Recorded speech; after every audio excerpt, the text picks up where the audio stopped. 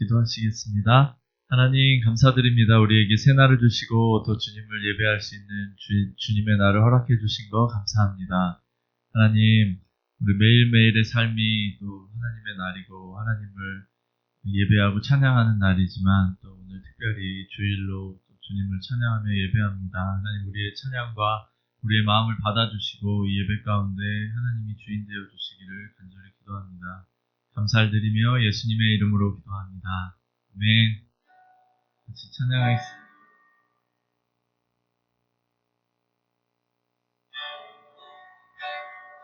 내 평생 사는 동안 주 찬양하리. 여호와 하나님 내 주를 찬양하리. 주님을 묵상함이 즐겁도다. 내 영혼 주 안에서 참 기쁘리. 내 평생 한 번 더. 내 평생 사는 동안 주 찬양하리. 여호와 하나님 내 주를 찬양하리. 아멘. 주님을 묵상함이 즐겁도다. 내 영혼 주 안에서 참 기쁘리. 아멘. 내 영혼아 주님을 송축하라. 내 영혼아 주님을 찬양하라. 내 영혼아 주님을 송축하라. 내 영혼아 맨 주님을 찬양하라. 내 평생 사는 동안 주 찬양하리. 여호와 하나님 내 주를 찬양하리. 주님을 묵상함이 즐겁도다. 내 영혼 주 안에서 참 기쁘리. 내 영혼아 주님을 송축하라. 내 영혼아 주님을 찬양하라. 내 영혼아 주님을 송축하라. 내 영혼아 주님을 찬양하라. 내 영혼아 주님을 송축하라. 내 영혼아 주님을 찬양하라. 내 영혼아 주님을 송축하라. 내 영혼아 주님을 찬양하라. 한 번 더. 내 영혼아 주님을 송축하라.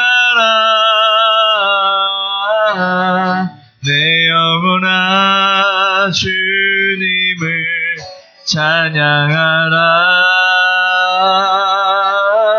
내 영혼아 주님을 송축하라. 내 영혼아 주님을 찬양하라. 내 영혼아 주님을 송축하라. 내 영혼아 주님을 찬양하라. 내 영혼아 주님을 송축하라. 내 영혼아 주님을 찬양하라.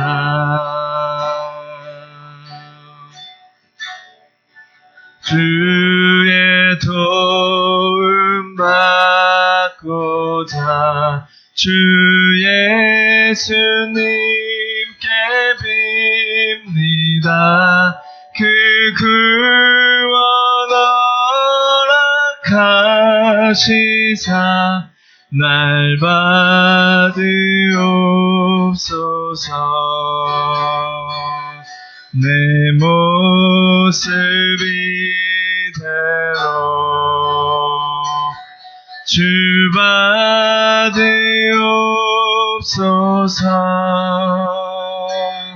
날 위해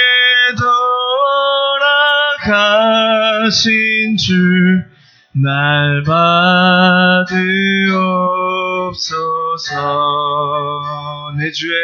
나 주의 도움 받고자 주 예수님께 빕니다. 그 구원 허락하시사 날 받으옵소서. 아멘. 내 모습 이대로 주 받으옵소서.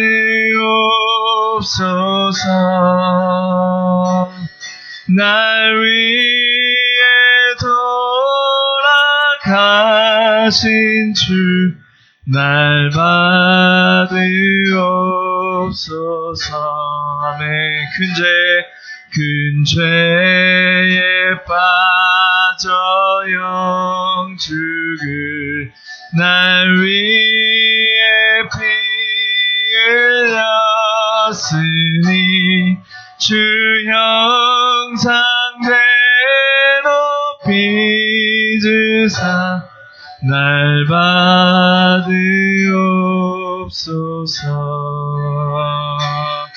내 모습 이대로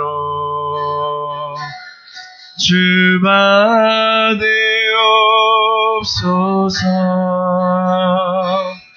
날 위해 돌아가신 주 날 받으옵소서.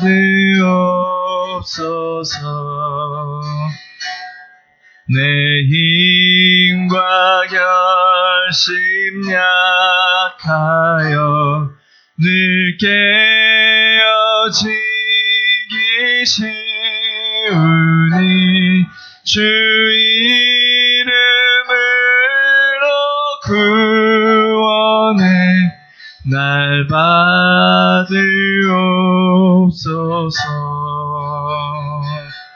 내 모습 이대로 주 받으옵소서. 날 위해 돌아가신 주 날 받으옵소서. 내 주님 서신 발 앞에 나 끌어엎드렸으니 그 크신 역사 이루게 날 받으옵소서.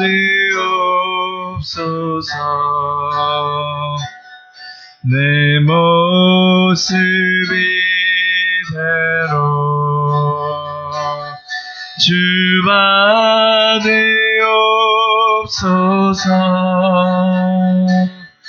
날 위해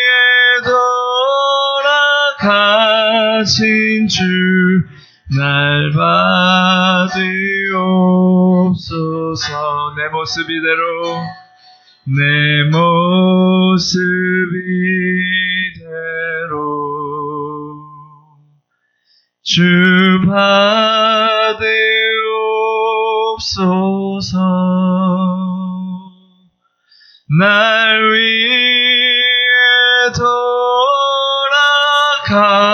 돌아가신 주 날 받으옵소서. 마지막으로 내 모습 이대로 내 모습 이대로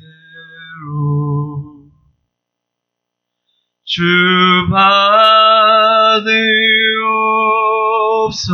받으옵소서. 날 위해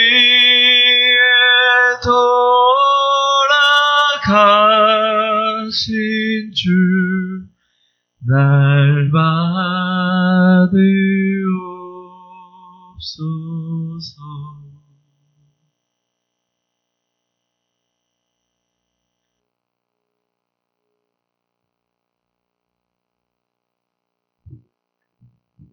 다 함께 기도하시겠습니다. 하나님, 너무 감사합니다. 저희를 예수 그리스도 그 은혜로 주 보혈로 구원하여 주시고 그 은혜를 따라 살아갈 때 주님이 주시는 복으로 누릴 수 있도록 은혜를 주셔서 감사합니다.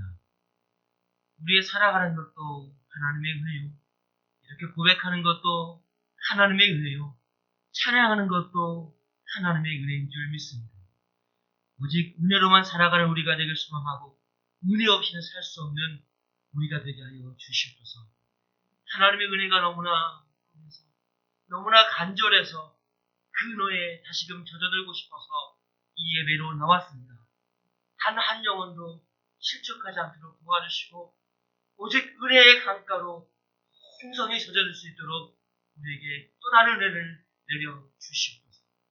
하나님 은혜를 소망하며 살아가는데 우리의 믿음이 부족하여서 그 은혜를 떠나 살 때가 너무나 많았습니다. 우리의 의지를, 우리의 결심을, 우리의 지식, 우리의 경험을, 우리의 생각을, 경험을 의지하며 살아오며 그 은혜를 떠나 살았던 우리를 불쌍히 여겨주시길 소망합니다. 은혜를 떠나 살면서도 자기 합리화시키며 자기 정당화시키며 자기 만족하며 살아왔던 우리의 죄를 불쌍히 여겨주시고 은혜로 깨끗게 씻어 주시옵소서. 주님, 우리는 주의 은혜를 떠나서는 살 수 없는 존재들입니다. 이 예배 가운데 주의 은혜로 온전히 채워주시길 간절히 기도합니다. 하나님, 특별히 기도하기는 사랑하는 담임 목사님을 세우셨사오니 그 목사님 10년 가운데 성도를 향한 사랑과 열정이 넘쳐나길 소망하고 말씀의 은혜와 능력이 넘쳐나길 소망하고 기도의 능력이 넘쳐나길 소망합니다. 사랑하는 목사님께 성령 충만의 은혜를 내려줘서 영혼가를 강건하며 주님이 맡기신 사명을 감당해 부족함이 없도록 주님 은혜를 내려 주시옵소서. 함께하는 성도님들 위해 기도합니다. 오늘 예배하게 나온 성도님들 단 한 명도 십적지 않길 소망하고 하나님 이 말씀을 들을 때 하나님 주의 사자를 통해서 전해지는 말씀을 들을 때 마음을 열고 생각을 열고 모든 걸 내려놓고 주의 말씀을 들으며 주의 말씀 가운데 온전히 젖어져서 주님 주신 은혜를 다 받아들이며 삶 가운데 열매 맺게 하여 주시옵소서. 하나님, 이 교회를 위해 기도합니다. 주님께서 특별한 은혜가 있어서 이곳에 타일러 하는 침례교회를 세우니 줄 믿사오니 이 교회 사명이 이루는 그날까지 목사님과 성도님들 하나가 되어서 그 사명을 이루길 소망합니다. 주님, 역사하여 주시고 은혜 내려주시고 이 교회를 통하여 큰 영광 받아 주시옵소서. 처음 시간입니다. 마지막 시간까지 성령 하나님 함께 하셔서 우리의 마음을 붙드셔서 오직 주님께만 집중하게 해주시고 하나님만 영광 받아 주시길 간절히 기도드리며 예수님의 이름으로 기도했습니다. 아멘.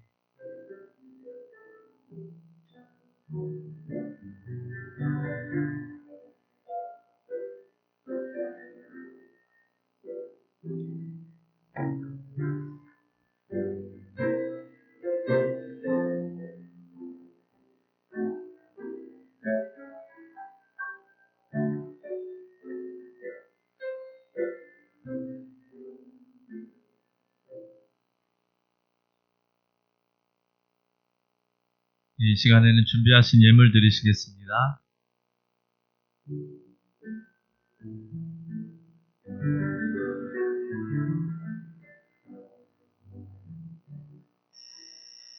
내게 있는 향유옥화 주께 가져와 그 발 위에 입 맞추고 예드립니다. 나를 위해 엄한 산길 오르신 그만 걸음마다 드신 사랑 새겨놓았네. 나를 위해 엄한 산길 오르신 그와 걸음마다 드신 사랑 새겨놓았네. 우리 시간 다 같이 마음 모아서 함께 하나님께 기도하는 시간 갖기를 원합니다.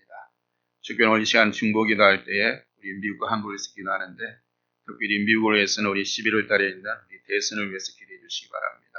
정말 하나님께서 사랑하는 사람, 하나님이 기뻐하는 사람이 이 나라 대통령이 되어서 정말 하나님 나라를 이룰 수 있는 이 나라 되었을 위해서 이번 대선에 많은 유권자들이 올바른 판단을 할 수 있도록 해서 기도해 주시기 바랍니다.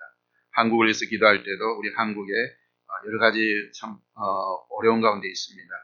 여러 가지 태풍과 또 물난리로 인해서 또 여러 가지 교회적으로도 또 사회적으로 불안한 가운데 있는데 정말 정치적으로도 안정될 수 있도록 도와주시고 특별히 먼저 기독교 정치인들이 깨어나서 정말 하나님 나라를 이룰 수 있는 그런 나라가 될 수 있도록 해서 여러분 통성으로 다 같이 기도해 주시기 바랍니다.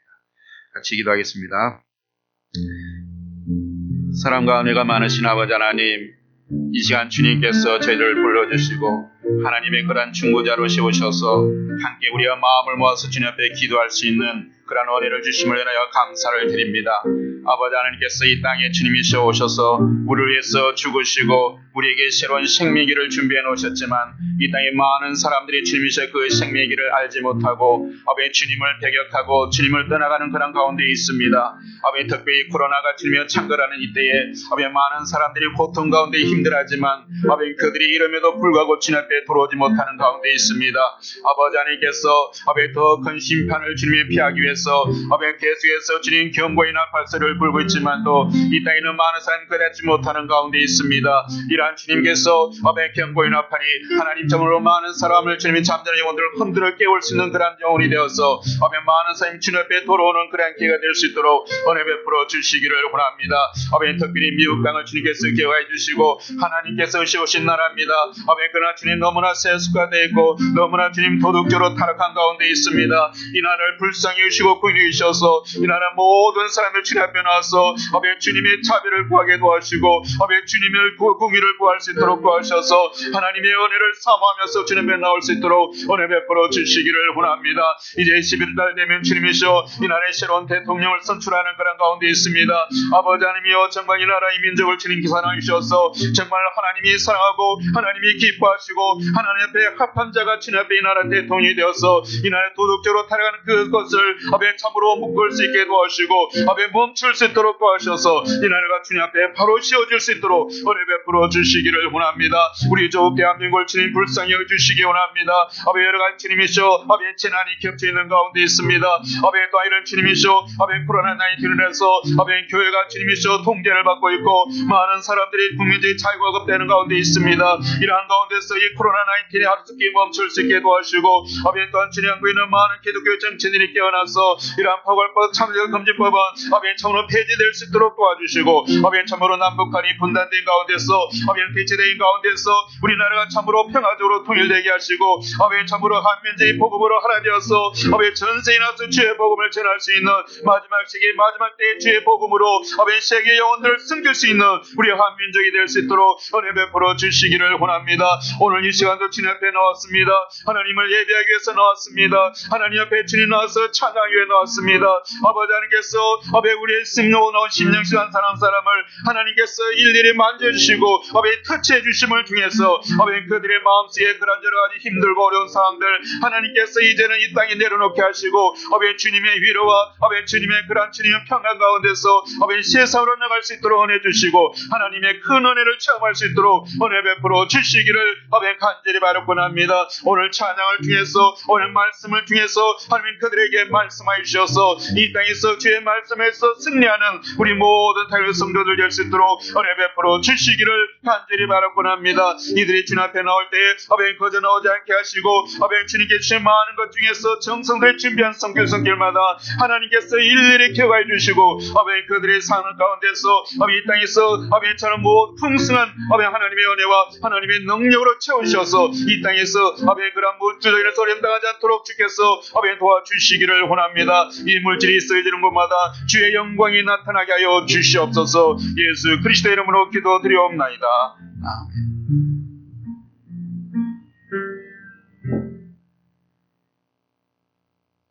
할렐루야. 예, 교회 소식 전하는 시간입니다. 다른 교회 소식은 주보를 참조해 주시고 특별히 오늘 이 시간 우리 오랫동안 한국에 나와 있던 우리 김영광, 김설기 남매가 이제 방학을 또 끝내고 이제 들어왔습니다. 우리 잘 왔다고 하면 환영하는 박수 해주겠습니다. 일어나봐, 설기, 영광이 하고 일어나서 잠깐. 네, 그리고 우리 허방수 집사님도 좀 출타하셨다가 오늘 또 이렇게 오셨습니다. 반갑습니다. 네, 그리고 여러분 주보 가지셨죠? 네, 주보 앞면을 한번 보십시오. 주보 앞면을 보시고 주보 앞면을 보면 우리 TKBC의 삶이 있습니다. 여러분 TKBC가 뭔지 아시죠? 네, T는 바로 Tyler Korean Baptist Church의 그런 첫 장을 따서 만들었습니다. 우리가 이걸 갖고 있지만 우리가 이러한 삶을 우리 모든 성도들은 삶을 살았으면 좋겠습니다. 여러분의 삶 가운데 이런 법이 일어났으면 좋겠습니다. 그래서 제가 오늘 우리가 한번 같이 하겠습니다. 그래서 제가 영어로 읽으면 여러분들은 한국말로 읽어주시면 감사하겠습니다. T. Thanks always to God in your daily life. K. Keep always in your mind the word of God.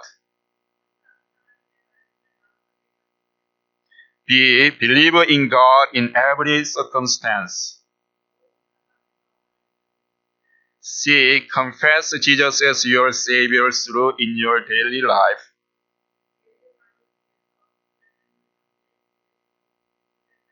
아멘. 우리 금주의 말씀 나와 있죠. 우리 다 같이 한번 이렇게 읽어보겠습니다. 주 예수를 믿으라. 그리하면 너와 내 집이 구원을 얻으리라. 아멘. 우리 다 같이 일어나서 이 시간 하나님 말씀 우리 보겠습니다. 하나님 말씀은 우리 빌립보서 4장 14절에서 20절 말씀입니다. 다 같이 합독하게 될 텐데 이제 빌립보서 얼마 남지 않았습니다. 다 같이 합독하겠습니다. 그러나 너희가 내 괴로움에 함께 참여하였으니 잘하였도다. 다 같이 빌립보 사람들아 너희도 알거니와 복음의 시초에 내가 마게도냐를 떠날 때에 주고받는 내 일에 함께 참여한 교회가 너희 외에 아무도 없었느니라. 데살로니가에 있을 때에도 너희가 한 번 두 번 나의 쓸 것을 보내었더라. 내가 선물을 구함이 아니요 오직 너에게 유익하도록 바실이 번성하기를 구함이라. 내게는 모든 것이 있고 또 풍부한지라. 에바브로디도 편에 너희의 준 것을 받음으로 내가 풍족하니 이는 받으실 만한 향기로운 제물이요 하나님을 기쁘시게 한 것이라. 나의 하나님이 그리스도 예수 안에서 영광 가운데 그 풍성한 대로 너희의 모든 쓸 것을 채우시리라. 하나님 곧 우리 아버지께 세세 무궁토록 영광을 돌릴지어다. 아멘. 예, 다 같이 앉아주시기 바랍니다. 앉으면서 오늘도 잘 오셨습니다. 반갑습니다. 요즘 우리가 참 뉴노멀 이렇게 코로나 팬데믹 그런 상황 속에서 살아감을 통해서 많은 것이 제약을 당하고 우리 환경이 많이 변화된 것들이 많이 있습니다. 여러분들 살아가면서 많이 불편하시죠? 이런 불편이니 어쩔 수 없이 당분간은 여러분 적응해야 될 그런 어떤 우리의 삶인 것 같습니다. 그래서 오늘 사회들 정상이 아닌 정말 뉴노멀 새로운 정상으로 이야기합니다. 그렇지만 이러한 상황에서도 우리가 하나님을 믿고 또 하나님을 의지하는 것에서 여러분 모두가 그리스도 안에서 이 기간 때 승리하는 여러분들이 되시기를 주님으로 축원합니다. 여러분 오늘 우리가 교회 빌립보서 이제 마지막 이제 우리가 살펴보는 가운데서 우리가 선교적 교회라는 이런 타이틀을 제가 가졌습니다. 여러분 우리가 교회에서 가장 우리가 중요한 기능이 무엇입니까? 여러분들이 교회에 나와서 예배드리고 또 약한 성도여서 그리스도의 그런 삶을 살아가는데 여러분들이 삶을 살아가는 데서 이 교회에서 가장 여러분 중요하게 여겨야 될 그러한 것들이 무엇이라고 여러분 생각하고 살아가고 있습니까? 어떤 것이 우리의 가장 중요한 것이라고? 많은 사람들이 어떤 사람들은 우리가 선교라고 이야기합니다. 참 우리 땅에 예수님께서 오셔서 모든 사람들에게 바로 선교의 명령을 주시고 왔고 또 우리가 예수님 오시는 그날까지 우리가 이뤄야 될 하나의 사명이 있다면 선교라고 이야기합니다. 복음 전도라고 이야기합니다. 그러나 저는 이 선교에 앞서서 저는 우리의 가장 중요한 부분은 바로 예배라고 이야기하고 싶습니다. 예배. 우리의 존 파이프라는 사람이 있죠. 우리 미국에서 유명한 설교가인데 이분이 이런 말씀을 하셨습니다. 선교는 예배가 존재하지 않기 때문에 존재한다. 무슨 말인지 이해가십니까? 선교는 예배가 존재하지 않기 때문에 존재한다. 자, 여러분 선교가 존재해야 될 이유가 뭡니까? 예배가 없기 때문이라는 거예요. 예배가 없기 때문에. 그것은 다시 말하면 사실 우리가 예배와 선교는 아주 밀접한 연관성이 있습니다. 여러분 선교의 궁극적인 그런 목적이 무엇입니까? 그것은 바로 이 세상에 있는 모든 사람이 하나님을 예배할 수 있도록 만드는 것이 선교의 목적입니다.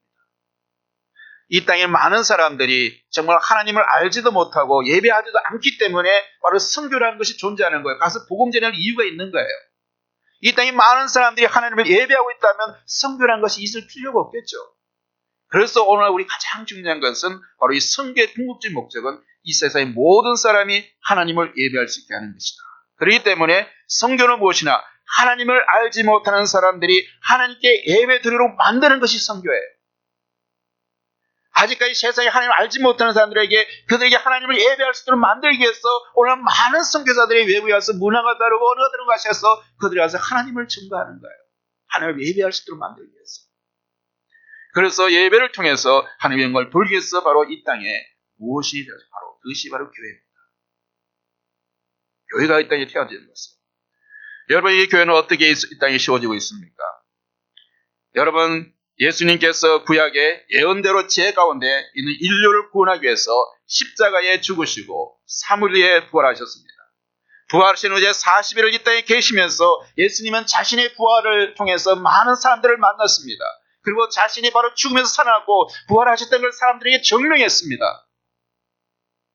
그리고 제자들에게는 또 성령님께서 임하도록 기도에 전념할 것을 그것과 성령이 임하신 후에는 전세에 나와서 복음을 전할 것을 명령하시고 제자들이 보는 앞에서 하늘로 승진하셨습니다. 여러분 오순절이 되어서 제자들이 마가의 다락방에 모여서 기도하고 있었습니다. 기도에 전념할 때 성령이 임하셨습니다. 갑자기 하늘에서 거센 바람 소리가 울렸고 사람들이 모여있던 그곳 그 집을 가득하게 채웠습니다. 그리고 혀처럼 생긴 불꽃이 나타나서 갈라제들이 모여있던 사람들 각 사람 위에 머물렀습니다. 그리고 사람들은 모두 성령으로 충만하게 되었습니다. 여러분 성령으로 충만하게 어떻게 되었습니까? 성령이 임하시자 하나님께서 행하신 크신 일을 자신들의 언어가 아닌 다른 나라의 언어로서 막 이야기하기 시작했습니다. 하나님께서 그들을 향해서 이 땅에 예수 그리스도를 통해서 구원의 길을 예비하셨던 것들을 하나님께서 많은 사람들에게, 그곳에 있는 사람들에게 낭독방언으로서 각지에 올라온 사람, 외국 사람들이 그 자기 나라로 말려 들을 수 있도록 그러한 역사가 일어났습니다. 그로부터도 많은 사람들이, 세계로부터 떠오른 사람들이 그들이 하나님의 말씀을 듣고 세계로 흩어졌습니다. 이것이 바로 예루살렘 교회의 역사입니다. 여러분, 그래서 이 예루살렘 교회 역사 태동은 이 교회를 말보다 하나님 나라를 위해서 바로 확장되어 가고 세계 선교를 해서 바로 그런 주모의 목적을 두고 이 예루살렘 교회를 세웠습니다. 그런데 어떻게 되었습니까? 너희는 성령이 오시면 너희는 땅끝까지 나가라는 그 말씀이 있었지만도 예루살렘 교회가 흩어지지 못했습니다. 그때의 예루살렘 교회에서 핍박이 일어나자 제자들이 피신해서 여러 곳으로 흩어지게 되었습니다. 그래서 그 흩어진 사람들에 의해서 세워진 최초의 그런 이방인 교회가 무엇입니까? 바로 안디옥 교회입니다. 이 안디옥 교회는 지금의 터키의 한 도시를 말합니다.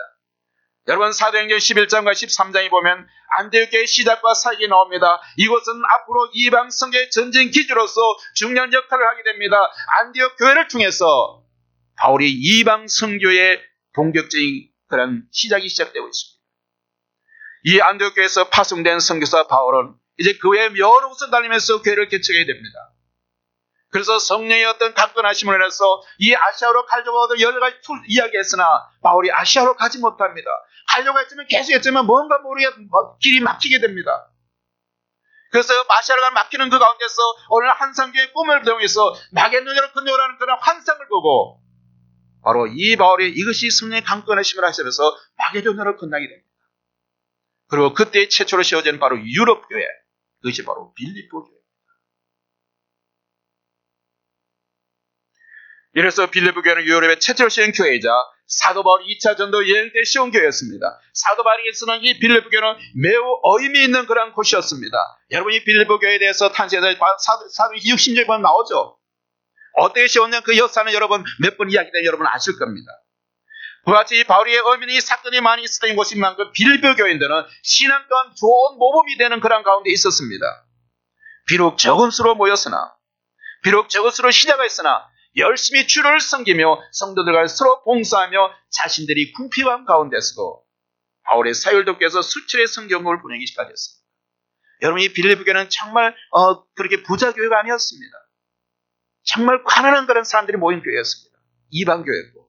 그럼에도 불구하고 바울의 그런 사역을 위해서 계속적으로 선교 헌금을 보냈던 교회가 이 교회입니다.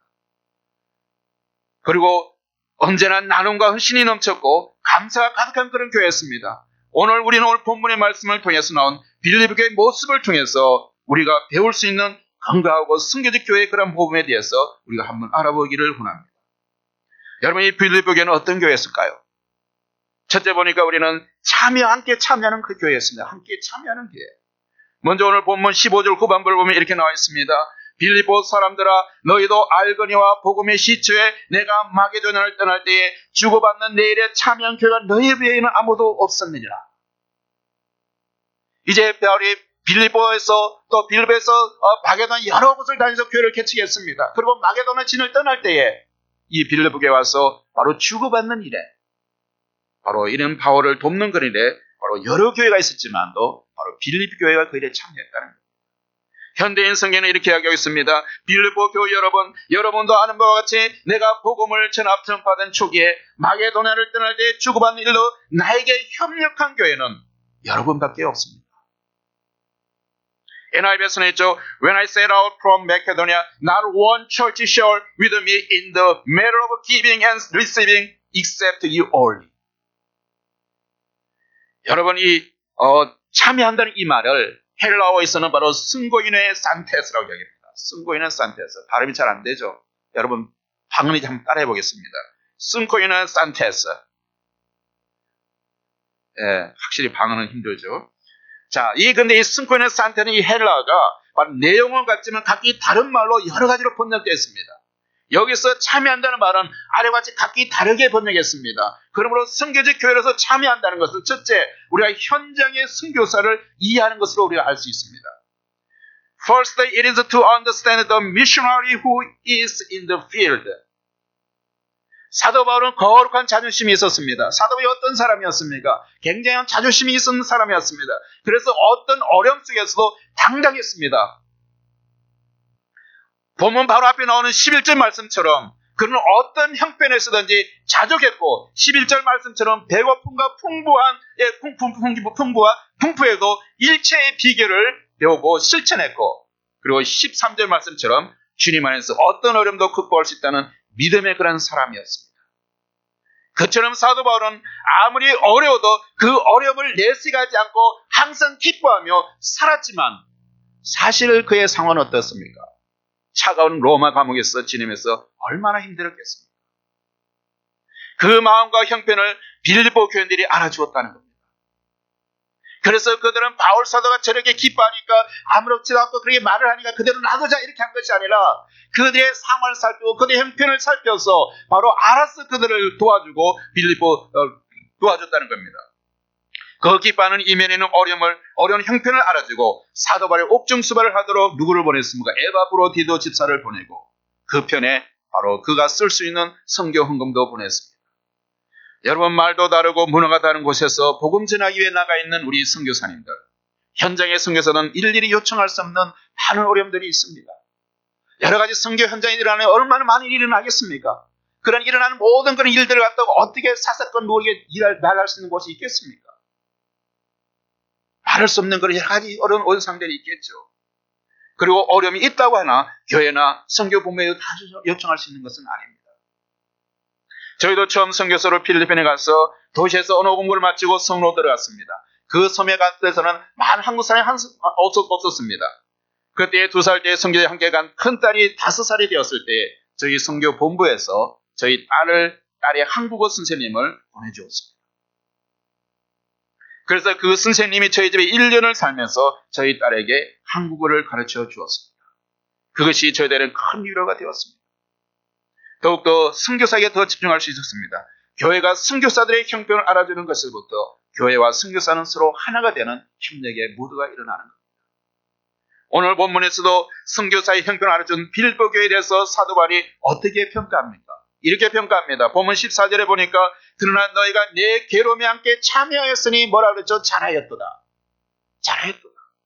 너희가 내 괴로움에 함께 참여하였으니 잘하였도다. 사도 바울은 빌립보 교인들이 자신의 괴로움에 같이 동참하려는 그런 사리 깊은 마음을 가진 것이 그래서 크게 기뻐했습니다.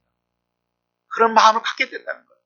선교사를 이해하고 정말 선교사를 배려해주는 마음, 남을 상대방을 배려해주는 그 마음처럼 빌립보 교인들이 그 마음에 성숙해 있다는 겁니다. 바로 이런 성숙해 있는 그 모습을 바라보면서 이 빌립보에서 사도 바울은 기뻐했다는 겁니다.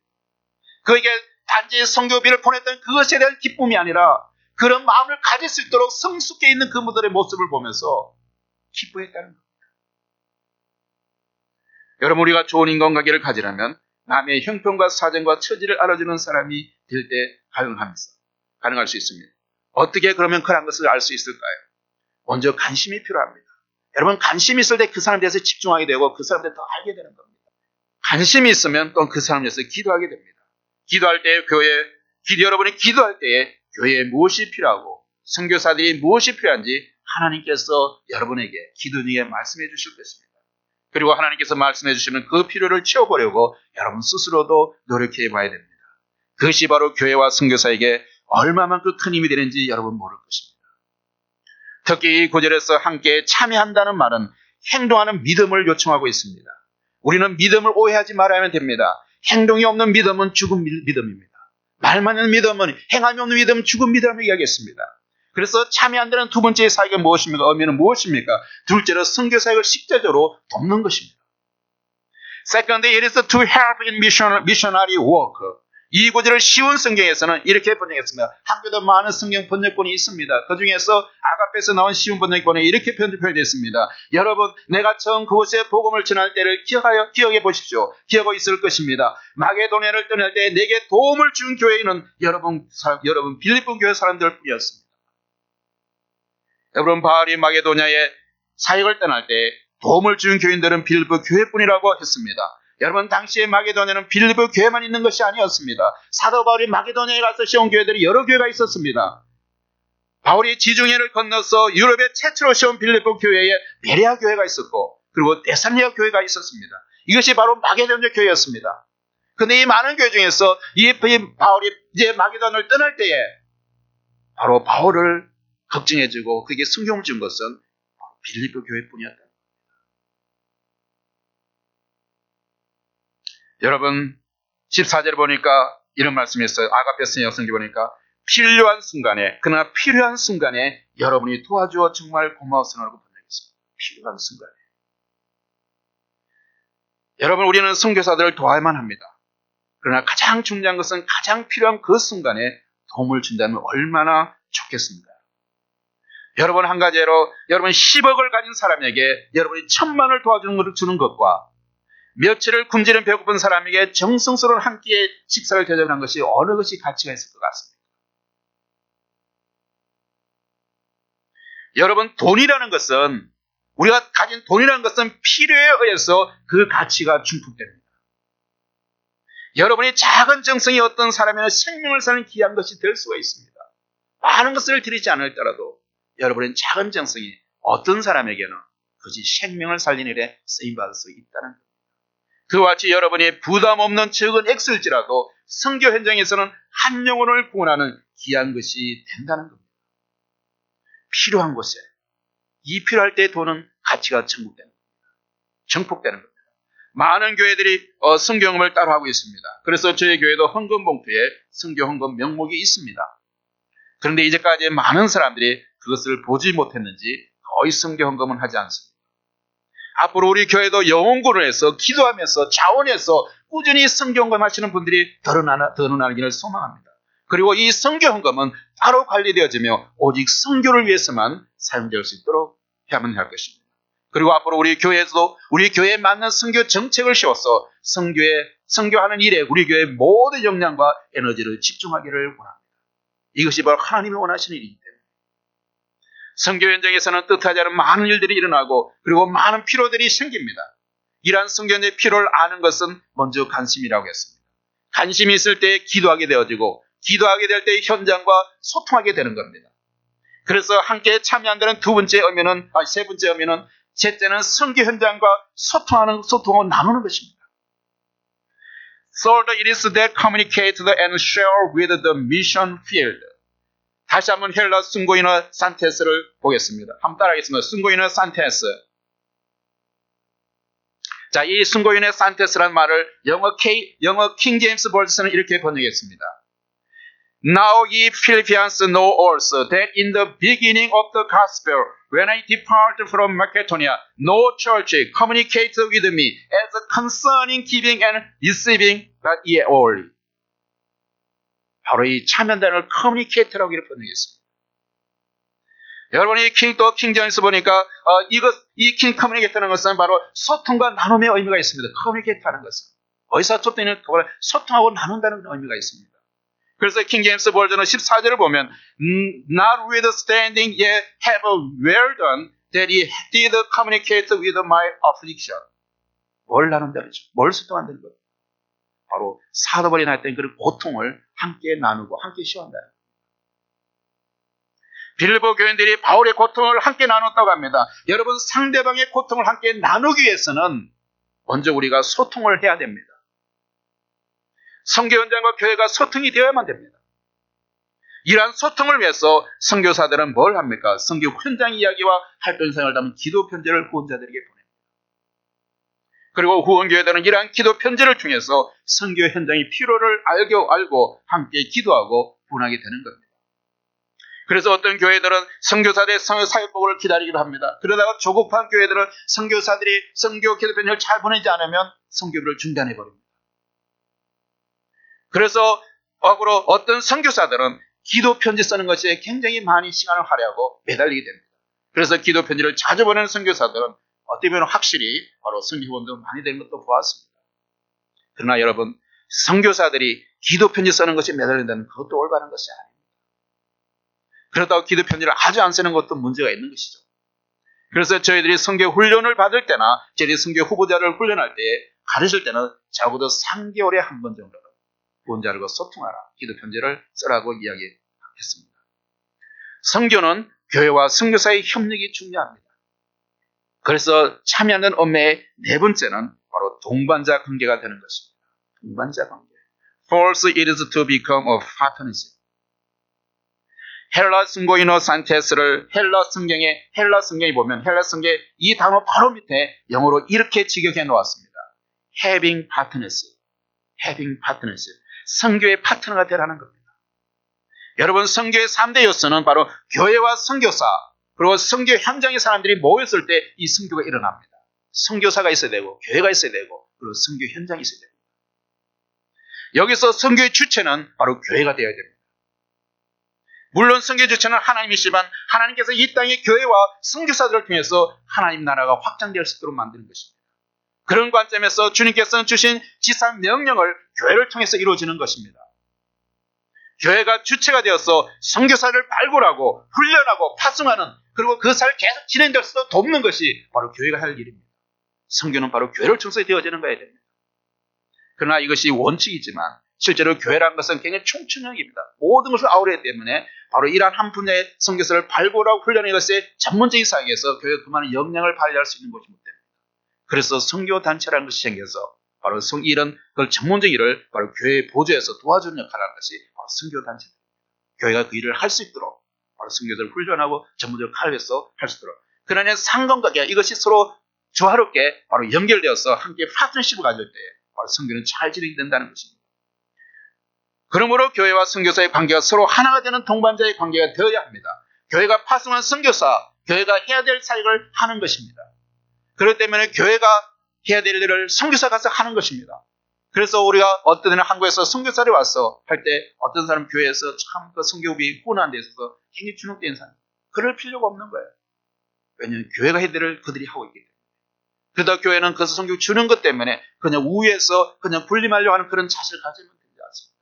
선교는 당연히 바로 자기들이 해야 될 일을 선교 대신하기 때문에 감사함으로 교회는 계속 그들을 후원해야 된다는 겁니다. 그래서 파트너십이라는 것은 서로의 균형이 맞아야만 서로 파트너가 됐습니다. 이 언밸런스가 되면 파트너가 되지가 못하죠. 같이 동등위치를 이 파트너가 되는 겁니다. 그래서 보내는 자와 보냄을 받은 자가 선교에 대해서 서로 다른 생각 속에 있다면 함께 동력이 어렵습니다. 선교사는 선교자가 이런 생각을 하고 있는데 그 선교사를 보낸 교회에서는 또 다른 생각을 하고 있다면 이것을 언밸런스 되어서 계속 파트너십이 되지가 못합니다. 자, 그러한 사를 위해서 계속해서 교회와 서로 소통하면서 선교사는 교회에 관한 선교에 관한 어떤 어시가 되기 위해서 교회가 그만한 수준이 될 수 있도록 서로 같이 공유하면서 같이 성장해 가야 되는 겁니다. 이러한 파트너십을 통해서 바로 교회와 선교사의 선교의식이 성장하는 것입니다. 그리고 아름다운 동력의 관계를 만들어가는 것입니다. 여러분, 이러한 아름다운 동력이 될 때 교회는 하나님이 기뻐하시는 교회로서 맡겨진 사역을 감당하는 것입니다. 자, 이것이 바로 참여하는 교회로서 바로 빌립보 교회를 이야기했습니다. 자, 빌립보 교회는 두 번째 어떤 교회였습니까? 하나님을 기쁘시게 하는 교회였습니다. A church that please God. 본문 18절에 보니까 내게는 모든 것이 있고 또 풍부한 자라 에바브로 디도편에 너희 준 것을 받음으로 내가 풍족하니 이는 받으실 만한 향기로운 제물이요 하나님을 기쁘시게 한 것이라. 여러분, 이 세상에 주는 자가 있고 받는 자가 있습니다. 그렇죠? 항상 두 부류가 있습니다. 주는 자 있고, 주는 자가 있으면 받는 자가 있고, 받는 자가 있으면 주는 자가 있고. 자, 사도 바울은 바로 사도행전 20장 35절에서 주는 자가 받는 자보다 뭐라고 했죠? 복되다라고 이야기했습니다. 그런 예수님의 말씀을 인용했습니다. It is more blessed to give than to receive. 사도 바울은 받는 것과 주는 것, 그 사이에서 더 복된 것은 받는 것이 아니라 주는 것이라고 강조합니다. 그러나 여러분, 우리의 삶의 현장에서는 때로 우리의 사람과의 관계에서는 어떤 그런 사람들이 있습니다. 바로 때로는 우리가 받는 것도 쉬운 것이 아닙니다, 여러분. 받는 것이 여러분 쉽습니까, 여러분은? 저는 받는 것도 굉장히 어려워요. 세상적으로 보면 주는 자는 항상 당당하고 받는 자는 항상 자존심 상하는 것일 수 있기 때문입니다. 도움을 받는 사람은 도움을 주는 사람 앞에서 당당하지 못하고 무엇인가 부정을 가져서 자존심이 상하기 때문에 그것이 쉬운 것도 아닙니다. 그래서 사람들은 어떻게 됩니까? 도움을 받기보다는 도움을 주는 위치에 있기를 원합니다. 여러분도 그렇게 원하지 않습니까?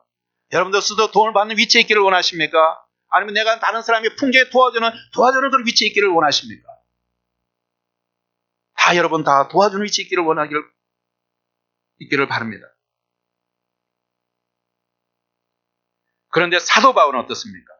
사도 바울은 빌립보 교회로부터 도움을 받으면서도 아주 당당했습니다. 도움을 받으면서 당당했습니다. 본문 15절 16절에 보니까 바울은 빌립보 교회로부터 도움을 받은 것들을 다시 기억하고 언급합니다. 15절을 보니까 바로 빌립보 사람들아 너희가 알거니와 복음의 시초로 내가 마게도냐를 떠날 때에 주고받은 것이 내일에 함께 참여한 교회가 너희 바위에 아무도 없었느니라. 16절에 데살로니가 있을 때에도 너희가 한 번, 두 번 나 있을 것을 보내었도다. 빌립보가 많은 사람 바울이 데살로니 교회에 있을 때도 도움을 받았다는 거예요. 그러한 것을 상기시키면서도 바울은 그것에 대해서 주눅 들지 않고 아주 당당하게 이야기하고 있습니다. 그런데 17절과 18절 보니까 바울이 당당 보여집니다. 여기서 보여지는 바울의 태도는 아주 굉장히 사무적입니다. 그냥 너에 대해 당당한 거니까 나에게 도와주는 것처럼 아주 당당합니다. 17절 어떻게 나오고 있죠? 17절 보니까 내가 선물을 구함이 아니요. 내가 선물을 구함이 아니요. 오직 너희에게 유익하도록 과실이 번성이를 요구함이라 구함이라. 너희들이 도와주는 것들이 내가 그것을 아쉬워서 도와달라는 게 아니에요. 내가 구한 것도 아니에요. 다만 이것이 너희에게 유익이 되기 때문에 그렇게 하라는 거예요. 과실이 풍성히 영원하다. 18절에 뭐라고 얘기하겠습니까? 18절에 보니까 내게 모든 것이 있고 또 풍부한지라 에바브로 디도편에 너희 준 것을 받음으로 내가 풍족하니 나는 풍족하다는 거예요. 여러분 그런 사람도 어떻게 보면 살짝만 도와주고 싶은 마음이 생기겠습니까? 그렇지만 바울은 그런 도움을 받아서 당당한 거예요. 왜 그럴까요? 왜 그렇게 당당할 수 있을까요? 저희들 선교사들 있을 때도 저도 이런 것을 이야기했습니다. 선교사 처음 가서 교회 갈 때 당당했다. 괜히 후원반 입장에서 가서 뭐 하나 후원 걸게 해서 그렇게 주눅 들고 정말 불쌍한 척 시골 청에 가서 그렇게 하지 말고 갈 때 좀 옷도 메모치게 했고 머리도 한 번 더 빗고 당당히 가서 후원을 해라. 이렇게 우리는 선교훈련한테 가르칩니다. 왜냐하면 이것이 바로 우리가 포커스를 어디에 두느냐? 사람에 두는 것이 아니에요. 빌립보 교회 사람들이 누구에게 포커스를 둡니까? 바울을 도와주는 겁니까? 바울이 선교사니까 선교하는 사람을 도와주는 겁니까? 아니에요. 맞을 보니까 하나님께 향해 있는 거예요. 하나님께. 그들이 한 그 선교원금이나 그런 재물이 뭐예요? 하나님께 기쁘시면 하나님의 재물이 된다고 했어요. 하나님의 향기로운 재물이라고 했어요.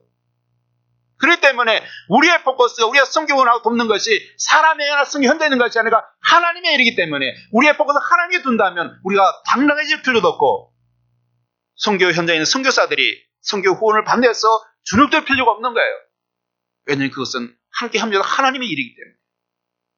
그래서 바울은 이렇게 당당하는 겁니다.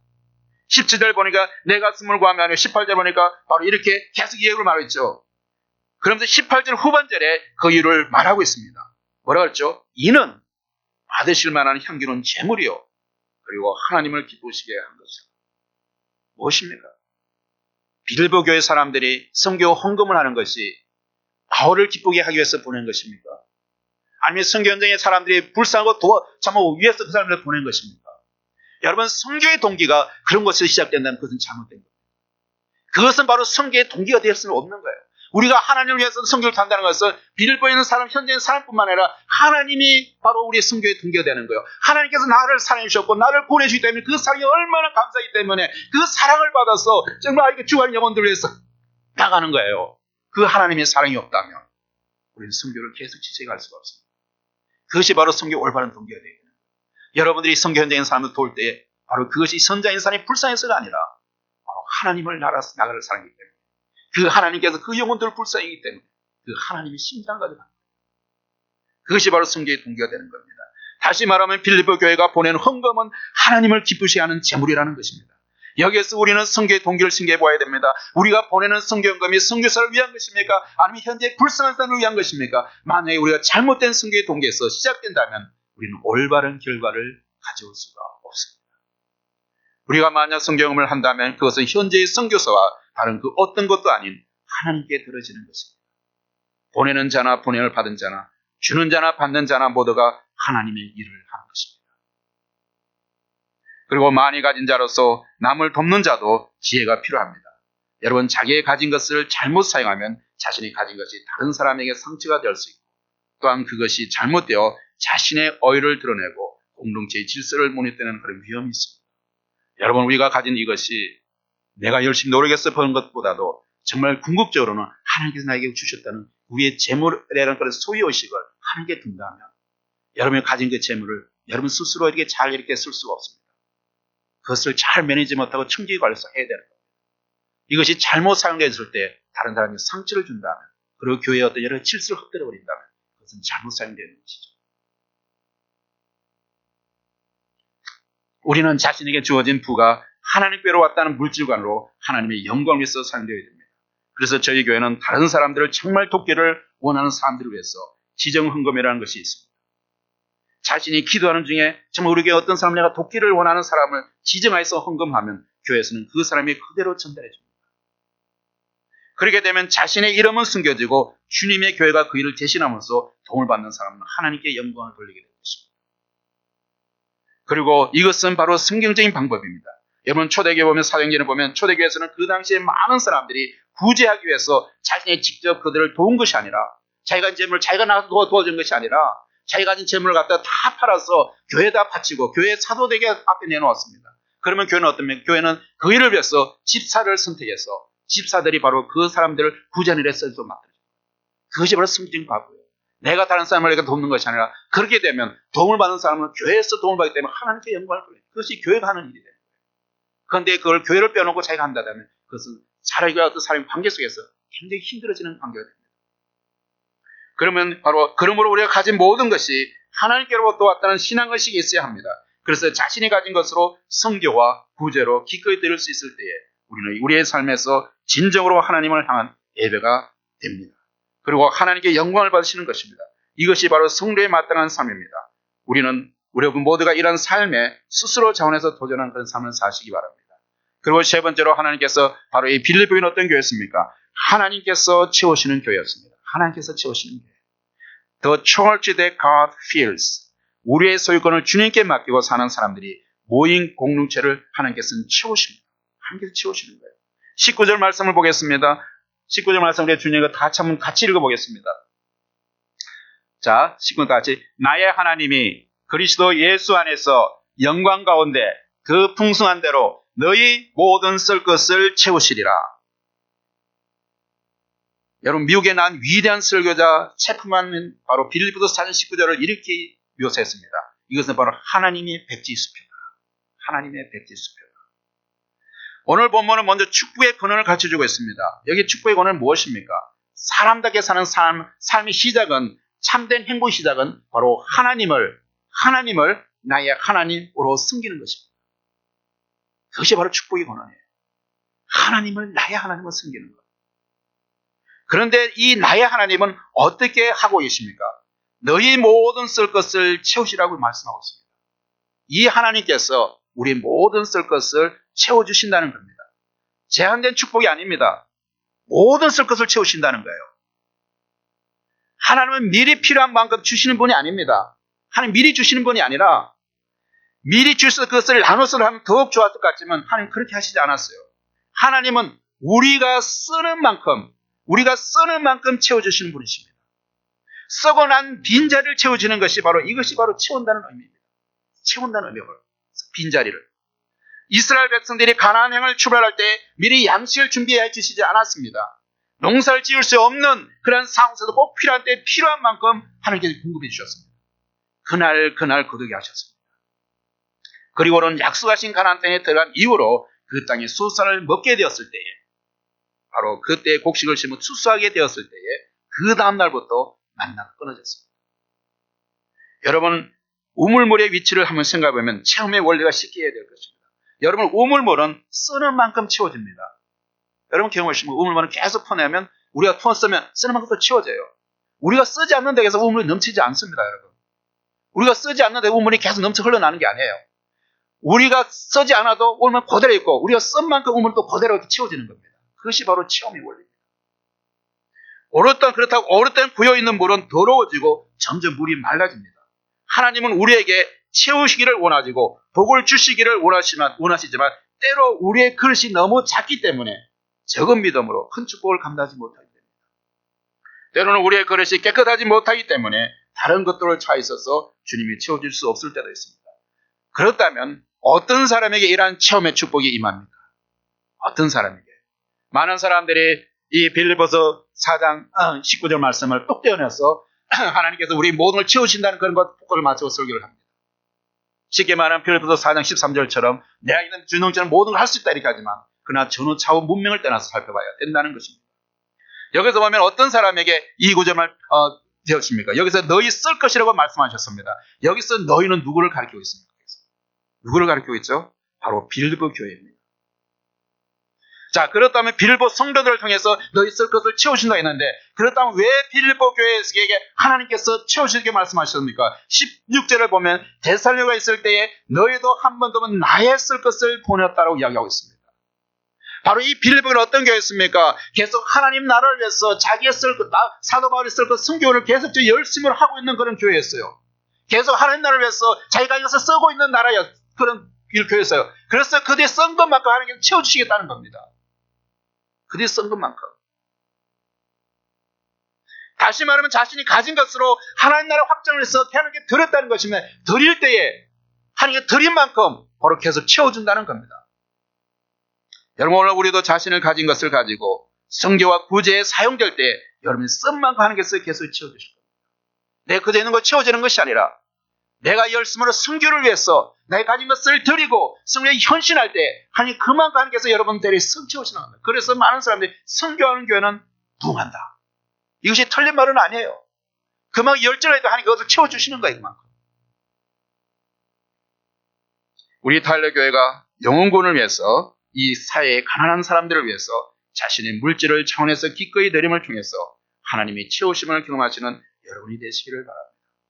그래서 하나님의 거룩하신 선교사에게 참여함으로써 하나님의 기쁨이 되면 결국에는 하나님의 채우심을 경험하는 선교적인 교회가 되어지기를 원합니다.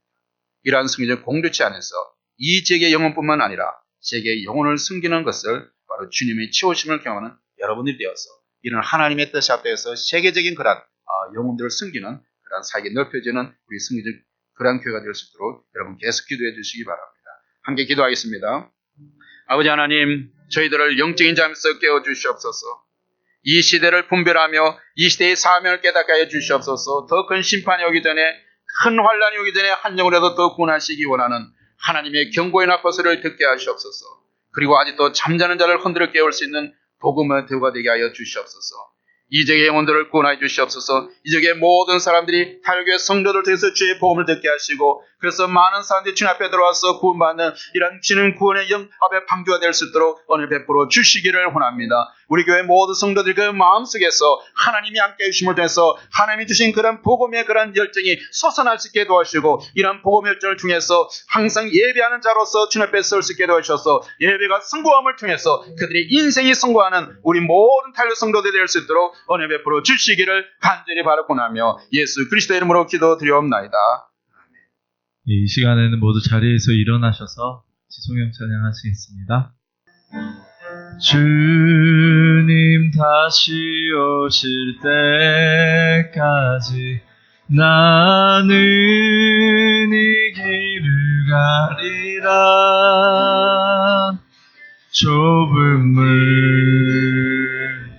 좁은 길 나의 십자가 지고 나의 가는 이 길 끝에서 나는 주님을 보리라. 영광의 내 주님 나를 맞아주시리. 주님 다시 오실 때까지 나는 일어나 달려가리라. 주의 영광 온 땅 덮을 때 나는 일어나 노래하리. 내 사모하는 주님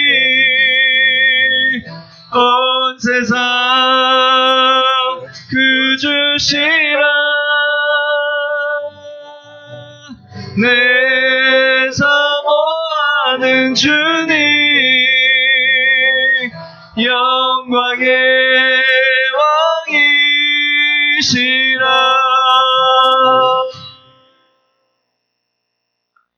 이제는 우리 주 예수 그리스도의 사랑과 하나님의 은혜와 성령님의 인도하심이 오늘 말씀을 들음으로써 이 땅의 모든 민족이 하나님을 예배하는 그날까지 복음 전도의 삶을 살기를 새롭게 다짐하는 타일러교회 모든 성도의 머리 위와 그의 가족과 세계 전역에서 사역하는 선교사들과 그의 살기의 현장과 구원받아야 될 이 지역의 모든 사람들 위해 지금부터 영원토록 함께 계실지어다.